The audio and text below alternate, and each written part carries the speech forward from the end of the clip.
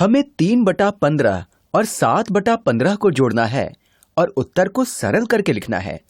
तो भिन्नों यानी कि फ्रैक्शंस को जोड़ने के लिए हमें यह देखना होता है कि क्या ये मिश्रित संख्याएं यानी कि मिक्स नंबर्स हैं, और हम देख सकते हैं कि इनमें से कोई भी मिश्रित संख्या नहीं है। और दूसरा, क्या इनका हर यानी कि डिनोमिनेटर समान है। इस उदाहरण में हर पहले ही समान है। दोनों भिन्नों में हर यानी कि डिनोमिनेटर 15 है। इसलिए जब आप इन्हें जोड़ेंगे तो उत्तर में हर 15 होगा और अंश इन दोनों अंश यानी कि न्यूमरेटर्स का जोड़ होगा। तो ये हो जाएगा 3 जमा 7 यानी कि 10/15। और अब अगर हम इसे सरल करना चाहें तो हमें 10 और 15 का महत्तम समापवर्तक यानी कि ग्रेटेस्ट कॉमन फैक्टर पता करना होगा। और 5 वो सबसे बड़ी संख्या है जो दोनों को विभाजित यानी कि डिवाइड करती है। तो 10 और 15 को 5 से विभाजित करने पर 10/5 हुए 2 और 15/5 हुए 3, यानी कि उत्तर है 2/3। और अब इस प्रक्रिया को समझने के लिए हम इसका चित्र बना लेते हैं। इसे समझाने के लिए मैं किसी चीज को 15 हिस्सों में बांट लेता हूं। यहां हमने एक हिस्सा बनाया है और अब कॉपी और पेस्ट करके दूसरा, तीसरा, चौथा और 5वां हिस्सा बना लेते हैं।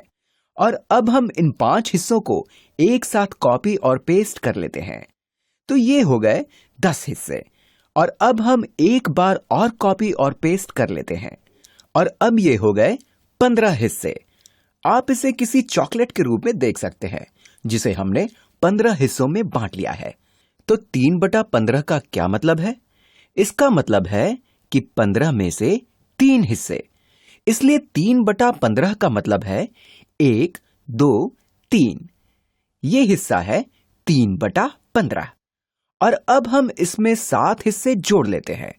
तो ये हो जाएगा 1, 2, 3, 4, 5, 6, 7। और अब अगर नारंगी और पीले हिस्सों को मिला दूं तो आपको कुल 10 हिस्से मिलेंगे। और फिर ये समझने के लिए कि ये 2/3 के समान क्यों है, हम इस चॉकलेट को 3 हिस्सों में बांट लेते हैं और प्रत्येक तिहाई यानी कि थर्ड में 5 हिस्से होंगे। 1, 2, 3, 4, 5। तो यहां तक का हिस्सा 1/3 है। 1, 2, 3, 4, 5। यहां तक का हिस्सा भी 1/3 है।